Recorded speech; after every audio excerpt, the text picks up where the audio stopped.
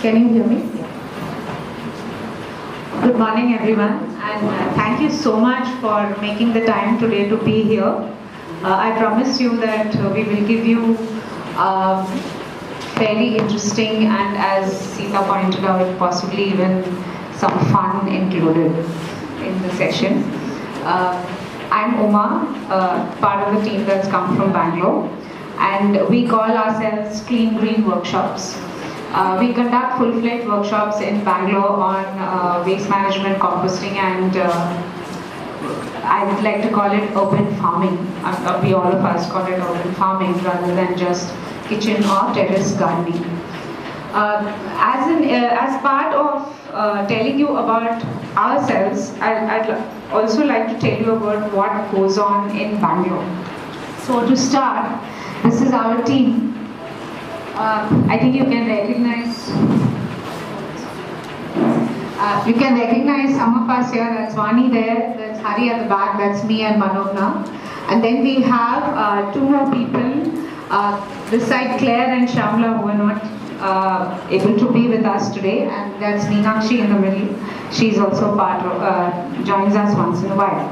Now, our team is just one of the groups in Bangalore that's working in this area. Similarly, there are other groups in other parts of the city. As you know, Bangalore is a fairly large city, and these groups have sprung up over the last few years. The pioneers of work in the area of waste management are actually Vani. There's another lady called Dr. Meenakshi Bharat. You'll be seeing her pictures. Then there is Sandhya Narayanan. Now, the nice part of these three is that all three are from Malleshwaram and Bangalore. And they started off their work way back in 2009, when they formed what is called the Solid Waste Management Roundtable. They had actually started work before that at an individual level, working in their buildings and in their localities. But in 2011 is when the Solid Waste Management Roundtable, which is a pan-Bangalore organization. Now, it's not, it's a collection of disparate individuals and groups, in the sense that you have individuals like Vani, who are Vani is a composting expert, and she began with solid waste management. She'll tell you more about her journey later on. Sandhya works on policy issues. She works very closely with the municipal corporation to draft bylaws and all of that. Dr. Meenakshi Bharat is also a waste campaign. Today's program will be in two sessions. Then the first, a slightly longish first session, followed by a short break, tea break, followed by the fun section that Hari is going to do. So the first session, we are going to first talk about waste itself, urban waste, and how it's being, what is being done right now with it, and what is the right way to manage it. And then finally, Vani will be taking up the composting part. So the first part, that is the issue of waste and the solutions to waste management, will be covered by Manogna and me. So let's go straight away to the issue of urban waste. In that land dump breaks down. One is it releases methane. Okay, it releases methane, which is one of the gases that is responsible for climate changes. It causes global warming. That's one thing, and it releases tons of methane. Then you have something called leachate. So there is a liquid part of it. As the waste is breaking down, the liquid that comes out of it is extremely toxic, because it not only contains organic matter, it also contains a lot of chemicals. Okay, and all of that soaks into the ground. As you can see those white arrows to the lower right. It all soaks into the ground, and it contaminates your soil and your groundwater. Okay, that's a very important aspect which we don't think about, that the landfill actually contaminates your groundwater. On burning plastic, it falls down and settles on everything around it. It settles on plants, it settles on water, it settles on us. and it gets into us. When we consume those plants or vegetables and we drink that water, it gets in. That is generated from burning mixed waste is extremely toxic. And typically the ash is landfill. There is nothing else that you can do with ash. And if it gets landfill, then it's going to go into the ground. It's going to set up problems from, they aggravate the existing health problems, and they just basically pollute the atmosphere and make breathing very difficult. So these are the reasons why garbage should not be burnt ever.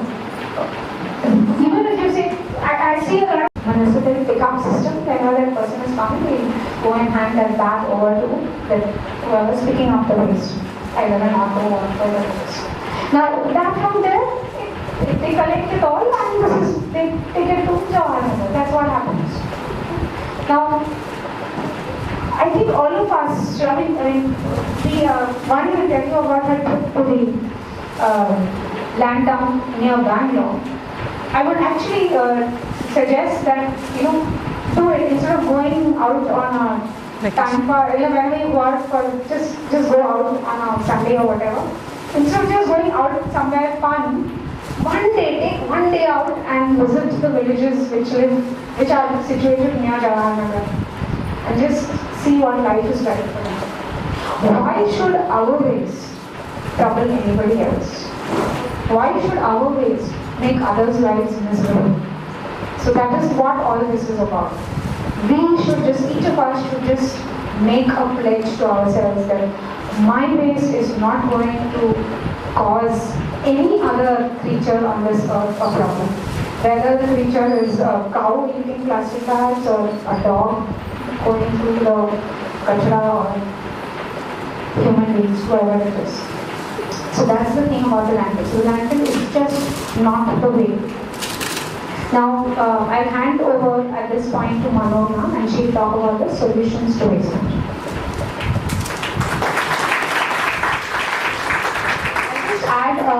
Please, whatever questions you have, make a note of it and keep it. After the session, we'll have a question answer. After all the sessions or at the end, right at the end.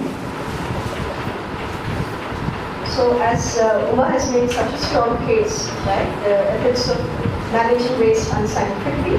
So the starting point for us, the way Vani has said, Vani said, we need to take ownership and responsibility for the waste we generate. If a city generates 4,200 tons of waste every single day, to expect the municipal corporation to manage it and say, okay, we voted for you to park, you guys manage it, that is wrong. If as a family, as an individual, we can't manage half a kg of waste we generate in our own homes, how can we demand the government and the corporations to manage 4,200 tons a day, right? So taking ownership, taking responsibility is the starting point for all of us. So along that, if you see the trend that Uma showed about and what we want to reverse, right now, 90% of the waste, we're just sending it away to the landfill and saying this is not my problem, it's out of my house, out of sight, out of mind. Instead, we just put everything in the same dustbin, put it in a bag and leave it outside. That is what we need to avoid. Instead, you can understand what the waste is and start keeping them and segregate it out. So that is the composition of the waste that we're talking about here. 60% of the waste that we generate is just, it's not even waste, it is resource. It's very precious resource which you can compost, grow food out of it, and one is reusable in that, right? The remaining 40%, if we try and understand, 30% of that again can be recycled. When we're talking about things like paper, right from a bus ticket to anything made of paper, plastic, certain categories of it can be recycled. నీకు ఒక్క 5 minutes లో చెప్తానండి నీకు ఎంత count అయింది keep it aside, then we can get some worth out. 100 plus వచ్చింది. Understanding that becomes crucial. 60% full chairs అని fill అయిపోయినాయి. 30% that will manage, and only that other 5% unavoidable situations like band-aids and any medical waste, anything that has been contaminated with our bodily fluids, that alone ought to be set down to that. So this is the pyramid which is, the most important thing. First and foremost, even before we try to manage waste and separate it out, we need to first and foremost reduce the sheer amount of waste that we generate. Right? I'm sure many of you, if you were to just think back, the way we grew up in our homes, and the way we were brought up when we were younger, we just didn't have this much plastic around. Do you remember going to get vegetables in every vegetable in a certain cover? Not at all, right? How did we manage? How did our parents manage? We carried our own cloth bags. Such a simple step, but it went a long way. So there are a lot of these issues, a lot of these pointers that we will be giving you that we personally practice as well, where we first reduce the waste. I want some. If at that level it can be managed, why can't we do it at our own homes and gatherings and offices, like how it used to? If you go back and remember, even 10, 20 years ago, we didn't have this influx of plastic in our markets and in our systems. We managed it with steel utensils, if you don't have it, it's okay, you can borrow it from a neighbor, you can invest it so that you can pass it around. So, in fact, even all our workshops are all zero waste. We make sure that we give everything in reusables. So these are some of the options that you can choose every time. Use reusable tableware. You have options for banana leaves, bamboo plates, don't take it. It will last you throughout your cycle. This is made of it's made of medical grade silicone. So perfectly safe, perfectly comfortable. I mean, you can take it from somebody who's using it. It's perfectly safe, perfectly comfortable, absolutely no issue.